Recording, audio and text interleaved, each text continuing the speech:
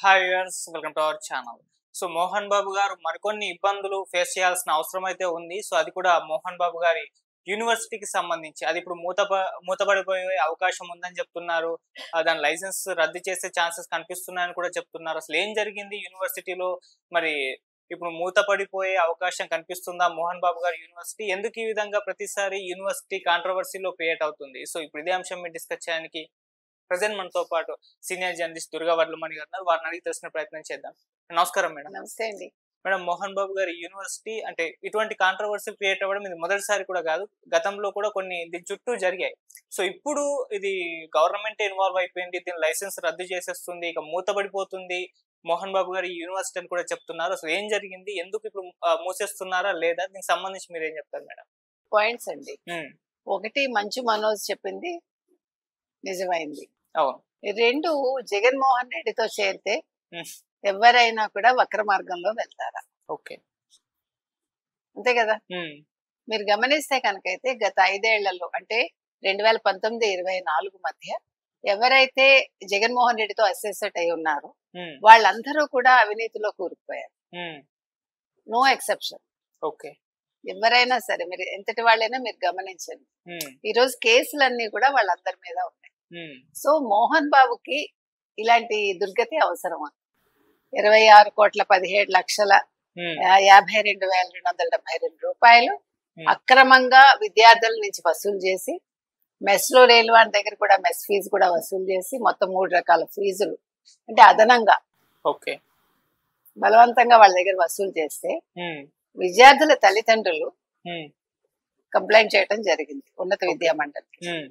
చెయ్యాలి కూడా. ఇప్పుడు ఆ రోజు మనోజ్ గొడవ పెట్టింది అదే కదండి. ఇక్కడ ఫీజులు ఎక్కువగా వసూలు చేస్తున్నారు, ఇక్కడ అక్రమంగా వీళ్ళు పనులు చేస్తున్నారు, తర్వాత హాజరు పట్టి కూడా అవకతవకలతో ఉంది, అది కూడా నిజమని వాళ్ళ తెలియదు. సో ఇవాళ కమిషన్ ఏం చెప్పిందంటే, ఆ విద్యార్థులు ఎవరైతే ఉన్నారో ఈ యూనివర్సిటీలో వాళ్ళని వెంకటేశ్వర యూనివర్సిటీకి తరలించమని. అంటే వాళ్ళ భవిష్యత్తు దెబ్బతింది, వాళ్ళ అకాడమిక్ ఇయర్ నాశనం కాదు. కాబట్టి అది చాలా మంచి నిర్ణయం.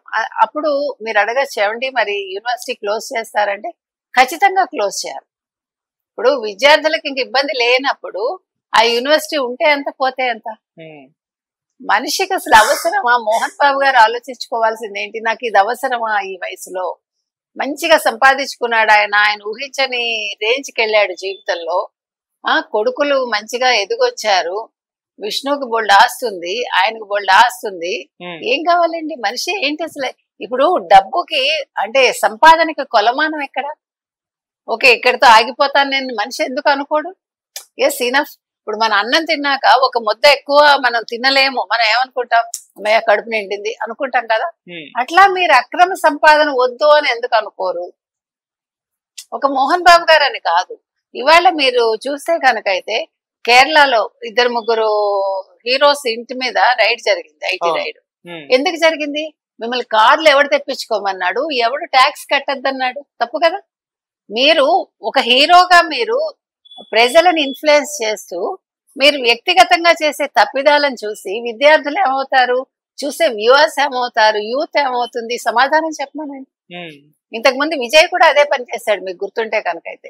మొన్న కూడా 1.5 crore ఎంతో కట్టాలంటే కోర్టుకు వెళ్ళాడు విజయ్, తెలుసా మీకు?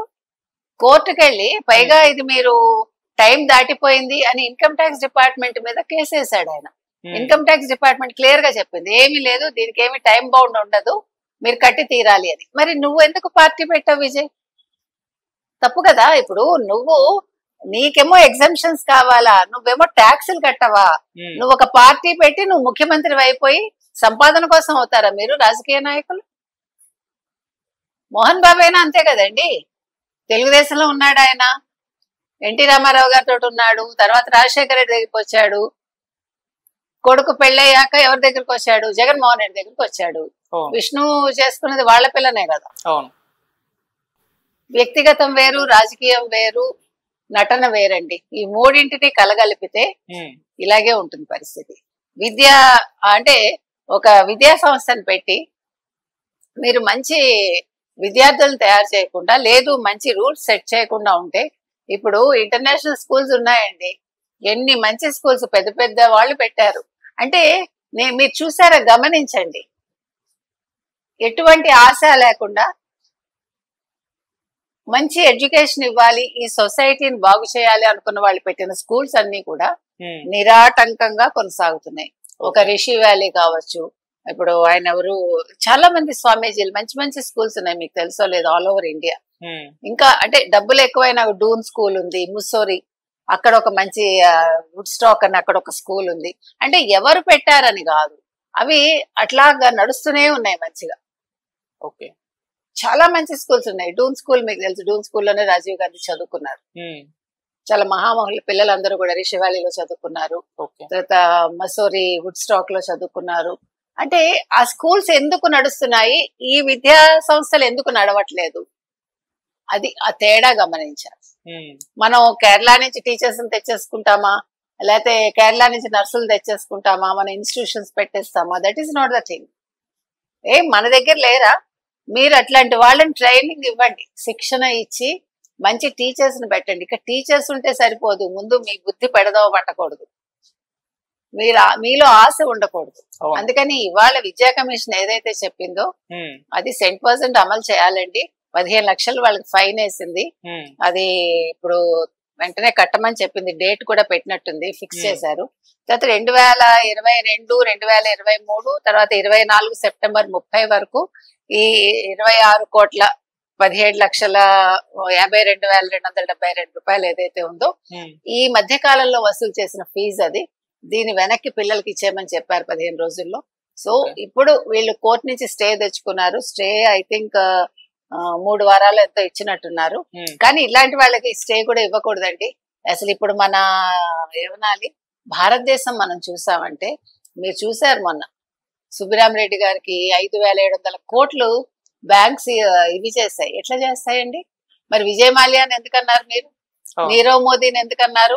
విజయ్ మాల్యా మొత్తుకున్నాడు, నా ఆస్తులంతా కూడా మీరు తీసుకున్నారు, నా ఆస్తి విలువ నేను ఇవ్వాల్సిన దానికంటే డబల్ త్రిబుల్ ఉంది అని. మరి you have to pay him back. 5,700 కోట్లు మీరు మాగుంట సుబ్బరామరెడ్డికి ఎందుకు వై చేశారు కదా? అంటే ఆయన కాదండి, 5,700 కోట్లు మాఫీ చేసేసి మళ్ళా అతని గాయత్రి అదేంటంటారు ప్రాజెక్ట్స్ ఏదైతే ఉందో కంపెనీ అతను వెనక్కి ఇచ్చేసారు. That is very bad. Okay, అంటే నేను అనేది ఏంటంటే, మీరు పెద్దవాళ్ళని ఎందుకు కాపాడుతున్నారు?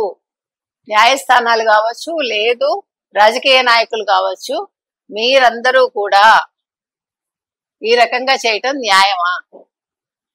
ఇవాళ మధ్యతరగతి మానవుడు బతకలేడా అని ప్రశ్నిస్తుంది. ఓకే మేడం, ఇంకోటి, ఇది మంచు విష్ణు గారి చేతుల్లోకి యూనివర్సిటీ వచ్చిన తర్వాతనే ఇలా అయింది, మోహన్ బాబు గారు దీన్ని ఒక ఆశయం కొద్ది పెట్టారు, బాగా నడిచింది, ఈయన హ్యాండ్ ఓవర్ చేసుకున్న తర్వాత ఇటువంటి పరిస్థితి వచ్చిందని కూడా వినిపిస్తుంది. ఇది కరెక్టేనా మేడం, మీరు ఏం చెప్తారు? ఉండొచ్చు, మనకు తెలియదు. అంటే మోహన్ బాబు గారు ఆలోచించాలండి. ఇప్పుడు పుత్ర ప్రేమ అనేది కళ్ళు మూసేస్తుంది అంటారు కదా, కళ్ళకి పొరలు కమ్ముతుందిట. ఇప్పుడు మనోజ్ ని దూరం చేసుకున్నాడు ఆయన. ఎందుకు దూరం చేసుకున్నాడు? ఇప్పుడు 2 కొడుకులు ఉన్నప్పుడు, లేకపోతే 2 పిల్లలు ఎవరైనా సరే, ఇద్దరు ఒకలా ఉండరు కదా. ఒకళ్ళు ఆవేశపరులుగా ఉండొచ్చు, ఒకళ్ళు కనిపించకుండా తప్పులు చేయొచ్చు. ఇప్పుడు విష్ణు తప్పులు చేశాడా కనిపించకుండా? తండ్రితోటే ఉంటూ తండ్రి దగ్గర ఆస్తులు తీసుకుని ఈ రకంగా చేశాడా? అంటే ఇందులో ఇప్పుడు అదే చెప్తున్నా, ఇక్కడ మళ్ళీ వైసీపీ లింక్లే నేను మాట్లాడతా. సో మీకు క్లియర్ కట్ గా అర్థం అవుతుంది కదా. ఇప్పుడు భూమా వాళ్ళ పిల్లని చేసుకున్నాడు, మరి మంచు మనోజ్ బానే ఉన్నాడుగా, మరి విరానికాన్ని చేసుకుని ఈయన ఎందుకు ఇట్లాంటి పనులు చేస్తున్నాడు? అంటే ఇక్కడ నేను ఎవరిని బ్లేమ్ చేయట్లే, కానీ ఎందుకు మీరు వక్ర మార్గం పడుతున్నారు? సో మంచు మోహన్ బాబు కూడా ఆలోచించుకోవాలి. విష్ణు వల్ల ఈ రోజు నేను రోడ్డు మీదకి వచ్చాను, మనోజ్ మంచిగానే ఉన్నాడు కాబట్టి తప్పు నాలోనే ఉంది అనుకుని ఈ రోజు మనోజ్ ఆయన చేరదీయాలండి. మనోజ్ ఆవేశపరుడు అయితే అయి ఉండొచ్చు, కానీ ఆలోచన ఉంది అబ్బాయికి. కాబట్టి మనం ఎప్పుడు కూడా మన పిల్లలు పెడత్రావని వెళ్తూ ఉంటే పుత్రవాత్సల్యం అక్కడ చూపించక్కర్లా, వాళ్ళకి మనం అంటే నీతి బోధించాలి, ప్లస్ వాళ్ళని సక్రమమైన మార్గంలో పెట్టాలి. ఆ పని చేయాల్సింది మోహన్ బాబు. ఇవాళ విష్ణు తప్పు చేసినా అల్టిమేట్ గా తప్పు అనేది మోహన్ బాబు మీదే పడింది తప్ప విష్ణు పేరు బయటికి రావట్లేదు. ఎప్పుడు కూడా ఎవరు సొసైటీలో మంచి పేరు తెచ్చుకుని ఒక సెలబ్రిటీగా ఉంటారో, మంచైనా చెడైనా వాళ్ళకే చెందుతుంది. కాబట్టి సో ఎవరైనా సరే ఆలోచించాలండి 1కి 2 సార్లు. ఇవాళ యూనివర్సిటీ మూసినంత మాత్రం తప్పు లేదు, బుద్ధి వస్తుంది అని అడిగితే ఓకే ఎవరు తప్పు చేసినా ఎంతటి వాళ్ళైనా చట్టము వదలకూడదు, రాజకీయ నాయకులు సమర్థించకూడదు. Right madam, thank you so much.